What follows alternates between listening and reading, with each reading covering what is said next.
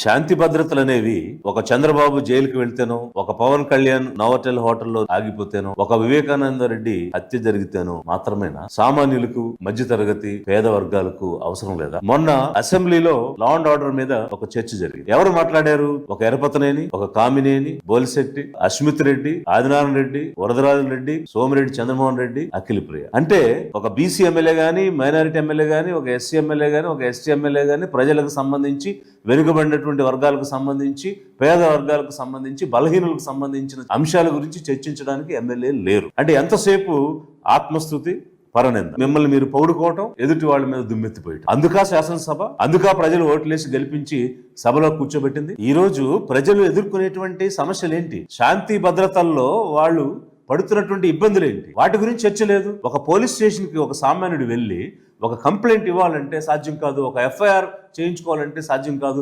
ఎవరో ఒకరు అండుండాలి, ఎవరో ఒకరు వెనక నుంచి పరపతున్నటువంటి వాళ్ళు ప్రోత్సహించాలి.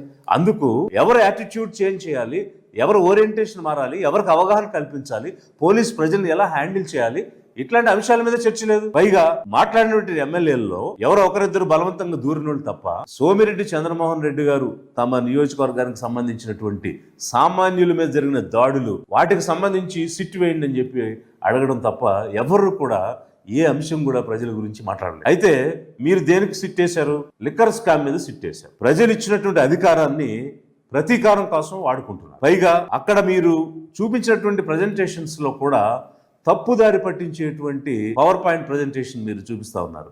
ఫర్ ఎగ్జాంపుల్, మీరు చూపించినటువంటి ప్రజెంటేషన్ లో ఎస్సీ ఎస్టీ అట్రాసిటీస్ 2024లో ఎన్ని జరిగాయి, 25లో ఎన్ని జరిగాయి అని ఒక స్లైడ్ చూపించారు. దాన్ని చూస్తే 2024లో 2489 అయినాయి అని, 2025లో 2120 అయినాయి అని చూపిస్తా ఉన్నారు. ఇది యావరేజ్ గా చూస్తే 2024లో నెలకి 207 అయినాయి. అది 12 నెలల డేటా. 2025 8 నెలల డేటా. అదే 2124 అయినాయి. అంటే నెలకి 265 అయింది. మీరేం చెప్తున్నారు?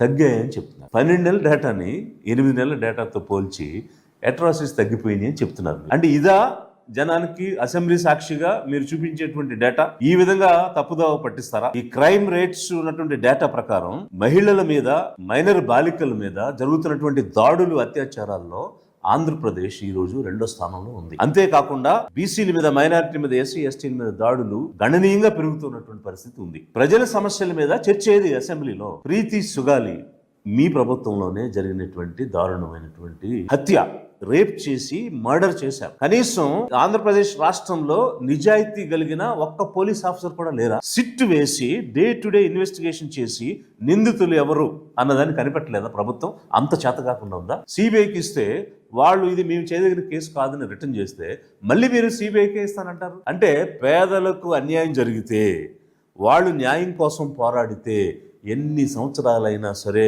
వాళ్ళు ఎదురు చూడాల్సింది తప్ప న్యాయం దొరకదు. అదే ఉన్నత వర్గాల వారు, సంపన్నులు తప్పు చేస్తే చట్టం కింద కేసు పెడితే 8 రోజుల్లోనే వాళ్ళకి బెయిల్ దొరుకుతుంది. దేశంలో ఎక్కడ కూడా ఇలాంటి వింతైన సంఘటనలు ఉండవు. దీని మీద చర్చ లేదు. తిరుపతిలో బీటెక్ విద్యార్థి జేమ్స్ ని చావబాది ఉచ్చ తాగిస్తే దాని మీద చర్చ లేదు. అనంతపురం జిల్లాలో రామగిరి మండలం 7 గుర్రాలపల్లి గ్రామంలో ఒక బాలికను పైశాచికంగా 10 మంది పైనే రేప్ చేసి లైంగిక వేధింపులకు గురి చేస్తే దాని మీద చర్చ లేదు. అదే జిల్లాలో ఒక ఎస్టీ గర్ల్ చనిపోయి శవంగా తేలితే దాని మీద చర్చ లేదు. కాకినాడలో రంగరాయ మెడికల్ కాలేజీలో అక్కడ ఉన్నటువంటి శాసనసభ్యుడు ఒక ప్రొఫెసర్ మీద దాడి చేస్తే దాని మీద చర్చ లేదు. పిఠాపురం మల్లాంలో సాంఘిక బహిష్కరణ జరిగితే దాని మీద చర్చ లేదు. కందుకూరు దప్పలంపాడులో సాంఘిక బహిష్కరణ జరిగితే దాని మీద చర్చ లేదు. సత్తెనపల్లిలో ఒక అంగన్వాడీ వర్కర్ తను పిలిస్తే ప్రైవేట్ గా రాలేదు, తనతో లైంగిక సంబంధంలో పాల్గొనలేదని,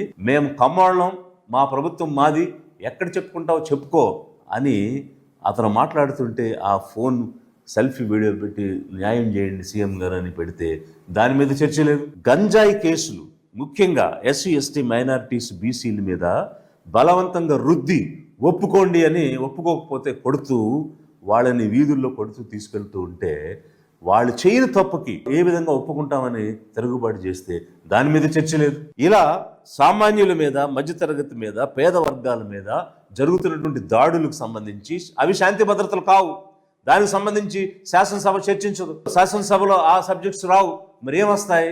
ఏలూరు జిల్లా కైకలూరులో ఒక ఊరేగింపు జరుగుతున్నప్పుడు పక్కన నడుస్తున్నారని చెప్పేసి గొడవ పెట్టుకుని వాళ్ళని కత్తులతో పొడిచి పొట్ట కోసేశారు కైకలూరు నియోజకవర్గంలో. అది చర్చ లేదు. కానీ గౌరవ కామినేని శ్రీనివాస్ గారు మాట్లాడతారు ఏమనంటే, సినిమాల్లో వేషాలు వేసేవాళ్ళు వేయించేవాళ్ళు వస్తే వాళ్ళకి ప్రోటోకాల్ సరిగా దొరకలేదు గత ప్రభుత్వంలో అని దాన్ని చర్చిస్తారు. అంటే సినిమా యాక్టర్స్కి ప్రోటోకాల్ అనేది ఒక సబ్జెక్టా? దానిని విలువైనటువంటి శాసనసభ సమయాన్ని దానికోసం చర్చించాల్సిన అవసరం ఉందా? నేను అనేక మంది చీఫ్ మినిస్టర్స్తో పనిచేశాను. నేను అనేక మంది చీఫ్ మినిస్టర్స్ ఇళ్లలో ఉన్న క్యాంప్ ఆఫీస్కి వెళ్ళా. చంద్రబాబు నాయుడు గారు, రాజశేఖర్ రెడ్డి గారు, రోషయ్య గారు, కిరణ్ కుమార్ రెడ్డి గారు, జగన్మోహన్ రెడ్డి గారు ఎక్కడికి వెళ్ళినా సెక్యూరిటీ పోస్ట్ దగ్గర దిగి లోపలికి వెళ్లాల్సిందే. క్యాబినెట్ మినిస్టర్స్ అయినా, చీఫ్ సెక్రటరీ అయినా, డీజీపీ అయినా అలాగే వెళ్ళాలి. అంటే వాళ్ళకి లేని ప్రోటోకాల్ సినిమాల్లో వేషాలు వేసి నటించే వాళ్ళకు ఉంటుందా? దాని గురించి అసెంబ్లీ చర్చిస్తుందా?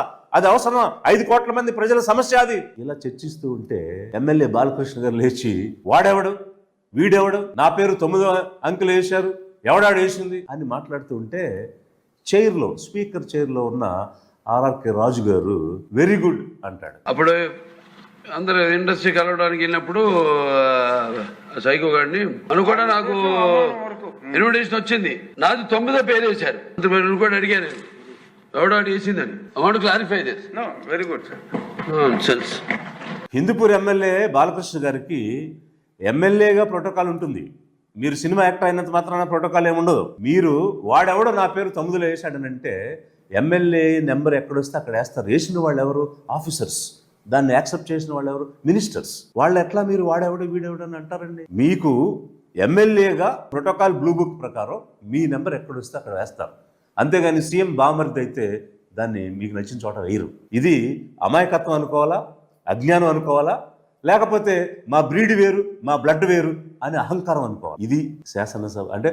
హౌస్లో అన్పార్లమెంటరీ లాంగ్వేజ్ ఒక సభ్యుడు మాట్లాడుతూ ఉంటే దాన్ని నివారించాల్సింది పోయి వెరీ గుడ్ అంటాడు. ఈ పదాలన్నీ ఎక్స్పాండ్ చేయాలి కదా. రాజుగారు, మీరు ఎంపీగా ఉన్నప్పుడు పోలీస్ మిమ్మల్ని మ్యాన్ హ్యాండిల్ చేశారు అన్నది నిజమైతే లిబరేషన్ కాంగ్రెస్ పార్టీ తరపున మేము నిర్ద్వందంగా ఖండిస్తున్నాం. అది తప్పు, human rights violation, we don't accept. కానీ వివేకవంతుడైనటువంటి మీరు ఒక పిరికివాడిలాగా వెరీ గుడ్ అన్నారు తప్ప వాడెవడో వీడెవడని ఒక సభ్యుడు లేచి మాట్లాడుతుంటే అది అన్పార్లమెంటరీ లాంగ్వేజ్, అలా మాట్లాడకూడదు, సభలో లేని వాళ్ళ గురించి మాట్లాడకూడదు అని మీరు ఎక్స్ప్లెయిన్ చేస్తున్నారని చెప్పలేదు. ఇది సభా మర్యాద? ఇదా సభ నిర్వహించేటువంటి విధానం? ఆంధ్ర రాష్ట్ర ప్రజలారా ఆలోచించాలి. మనం ఎవరికి ఓట్లు వేసి ఎవరిని గెలిపించి ఎవరిని మనం శాసనసభలో పెట్టాము, వారు సభలోకి వచ్చి ఇచ్చినటువంటి అవకాశాన్ని వాడుతున్నారా, లేకపోతే పగ ప్రతీకారం కోసం దాన్ని వినియోగించుకుంటున్నారా అన్నది మనం అందరం కూడా ఆలోచించాలి. ఎందుకంటే ఈరోజు ప్రజల సమస్యలను చర్చించడానికి శాసనసభ, అందుకు కావలసినటువంటి బిల్లులు పెట్టడానికి శాసనసభ, అందుకు కావలసినటువంటి శాసనాలు చేయడానికి శాసనసభ, ఇవన్నీ మానేసి జగన్ జైలు నుంచి వచ్చాడు, చంద్రబాబు జైల్లోకి వెళ్ళాడు. ఎవరిని జైల్లోకి పంపాలి, ఎవరిని బయటకు తీసుకురావాలి? ఈ వ్యక్తులు అంటే ఈ ఉన్నత వర్గాలు, అగ్రవర్ణాల పార్టీలకు మనం ఓట్లు వేసినంత కాలం వాళ్ళ వ్యక్తిగతమైనటువంటి సమస్యలే జాతి సమస్యల కింద, రాష్ట్ర సమస్యల కింద చేసి అవే శాంతి భద్రతలు, అవే ఉల్లంఘన అని మాట్లాడతారు తప్ప ఒక ట్రైబల్ గర్ల్కి జరిగితే అది శాంతి భద్రత కాదు, ఒక బీసీ లేడీకి జరిగితే అది శాంతి భద్రత కాదు, ఒక మైనారిటీని గంజాయి కేసులో బలవంతంగా రుద్దితే అది శాంతి భద్రత కాదు. కాబట్టి ఆలోచించండి, ఎవరు పేదల పక్షాన ఉన్నారు.